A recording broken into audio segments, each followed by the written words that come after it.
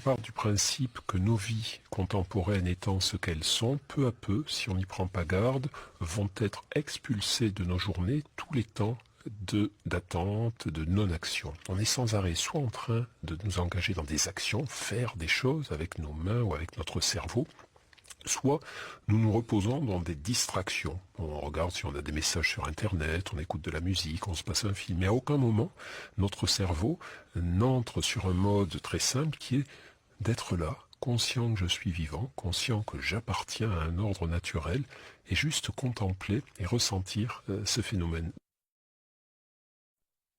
Selon l'intervenant, qu'est-ce qui caractérise nos vies contemporaines? فنظركم c'est quoi la réponse?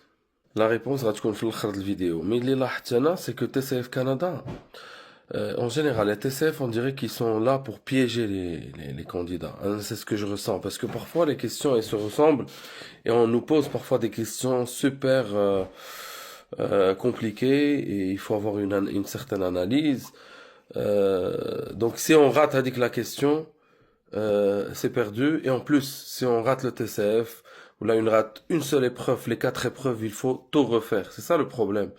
Donc, Anna, personnellement, je trouve que le TCF Canada, il est compliqué quand même. Même pour les gens qui ont une certaine maîtrise de la langue française. Parfois, ça leur arrive de le rater, pas parce qu'ils sont pas bons, mais parce qu'il y a des questions pièges.